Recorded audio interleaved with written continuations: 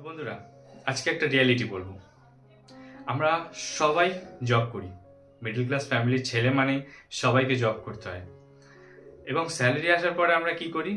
সবার আগে আমরা হিসাব করি ফোনে কত টাকা ইএমআই দিতে হবে, কত টাকা নিজের জন্য রাখবো, কত টাকা গাড়ির ইএমআই, কত টাকা ফোনের ইএমআই, কত টাকা ঘরে দিতে হবে, কতটা কি করতে হবে। আমরা সবার আগে হিসাব করি, কিন্তু আবার মাসের শেষে আমাদের কাছে যখন টাকা শেষ হয়ে যায় তখন আবার আমরা এটা চিন্তা করি যে পরে কি করব। আমরা টাকা ইনকাম করছি কিন্তু রাখতে পারছি না কেন? এটা প্রত্যেকটা ছেলেদের আজকের নিজের মধ্যে একটা কোশ্চেন, তাই না? সবার আছে।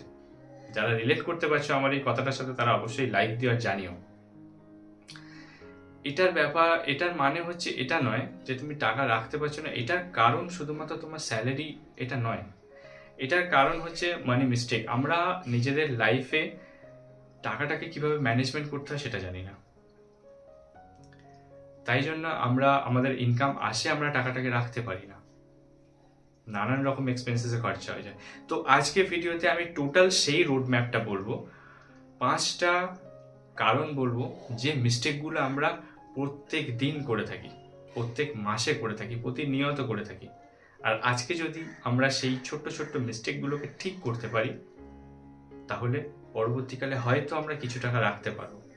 আমরা মিডল ক্লাস ফ্যামিলিরা ছেলেরা সবাই এত খাটনি করি, কিছু টাকা অন্তত নিজের জন্য সেভ অবশ্যই করতে পারবো। তো চলো, খুব ইম্পর্টেন্ট ভিডিও হতে চলেছে, শেষ অবধি দেখো। চলো শুরু করা যাক। মিস্টেক নাম্বার 1, সেভিং আছে কিন্তু ইনভেস্টমেন্ট নেই। আমরা সবাই কি করি? আমরা মিডল ক্লাস লোকেরা একটা খুব ভালো কাজ করি যে আমরা সেভ করি, টাকা সেভিং করি, কিন্তু প্রবলেমটা হচ্ছে যে আমরা হয় সেভ করি ব্যাংকে, না হলে এফডিতে। কিন্তু ইনফ্লেশন যদি 6% হয়, মানে টাকার ভ্যালু যদি 6% করে প্রত্যেক বছর বাড়ে, কিন্তু তোমার এফডি এবং ব্যাংকে যদি তুমি টাকা রাখো তাহলে সেটা 4% থেকে 3% থেকে 5% অবধি বাড়বে। তাহলে টাকার ভ্যালু কিন্তু তার থেকে বেশি বাড়ছে। তাহলে ফলে তোমার টাকা যে রাখছো সেটা কিন্তু গ্রো করছে না, ওটা উল্টে ডাউনফলে যাচ্ছে। বোঝাচ্ছি সিম্পলভাবে কি, ধরো তুমি এখন 10,000 টাকা করে রাখছো, সেটা পরবর্তীকালে 2 বছর পরে গিয়ে হচ্ছে কত?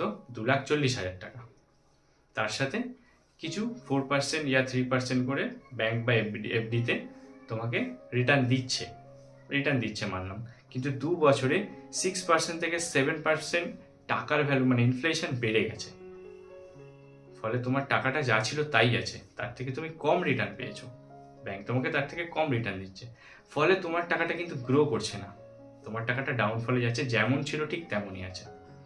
আর এটাই হচ্ছে আমাদের সব থেকে বড় মিস্টেক, টাকাটা কোথায় কিভাবে রাখতে হবে সেটা আমরা জানি না। তাই জন্যই স্মার্ট লোকেরা যারা জানে তারা ইনভেস্টমেন্ট করে, এসআইপি, মিউচুয়াল ফান্ড, স্টকস, এইসবে। আমি স্টকটা রেকমেন্ড করবো না, যাদের যাদের আমরা জানি না যে এইসব ব্যাপারটা কি, স্টক কি, তারা সিম্পল এসআইপি বা মিউচুয়াল ফান্ডে ভরসা করতে পারে। এটা সব থেকে সেফেস্ট ওয়ে। এখানে 12% রিটার্ন পাওয়া যায়, এটা নিয়ে ডিটেল আমার ভিডিও বানানো আছে, তোমরা দেখতে পারো। নাম্বার 2, এটার সাথেও অনেকে রিলেট করতে পারে, খুব ভালোভাবে রিলেট করতে পারবে, লাইফস্টাইল আপগ্রেড। আমরা কি করি? আমাদের যদি একটুখানিও স্যালারি বাড়ে বা কোনো জায়গা থেকে কোনো একটুখানি টাকা বাড়ে বা বেশি পেয়ে যাই, তাহলে আমরা কি করি? আমরা লাইফস্টাইলটাকে আপগ্রেড করার চেষ্টা করি। আমাদের কিছু দরকার না থাকলেও আমরা মনে করি এটা আমাদের দরকার। তো টাকা থাকলে হাতে এটা মনে হয়, যেমন নতুন ফোন নেওয়া, এই ফোনটা চলছে না, বা নতুন বাইক নেওয়া, বাইকটাকে আপগ্রেড করা, একটা বাইক চলছিল আবার একটাকে নেওয়া। এই জিনিসগুলো আমরা নিতে গিয়ে আমরা ইএমআই ট্র্যাপে ফেসে যাই। এই যে লাইফস্টাইল আপগ্রেড, যে 3 বছর আগে আমার গার্লফ্রেন্ড আমাকে ছেড়ে চলে গেছে, আমার বন্ধু আমাকে ছেড়ে চলে গেছে, ওদেরকে দেখাতে হবে আমি কি করতে পারি, আমার অকাত কতটা। এই জিনিসটা করতে গিয়েই মানুষ অনেকটা টাকা এক্সপেন্স করে ফেলে, অনেকটা টাকা খরচা করে ফেলে।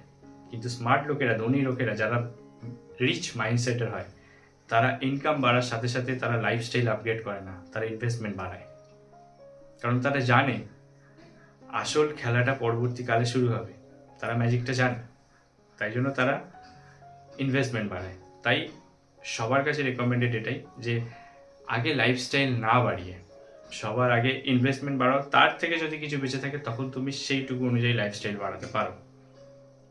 বাদবাকিটা আমি রোড ম্যাপ দেখাতে পারি, বাদবাকিটা সম্পূর্ণ তোমাদের। এটা তো বিগেস্ট প্রবলেম আমাদের, যেটা এর আগেই বলছিল যে ইএমআই ট্র্যাপ। এই যে ইএমআই, প্রত্যেক মাসে যে আমাদেরকে স্যালারি আসার সাথে সাথে ফোনে হিসাব করতে হয় যে ইএমআই কত টাকা দিতে হবে।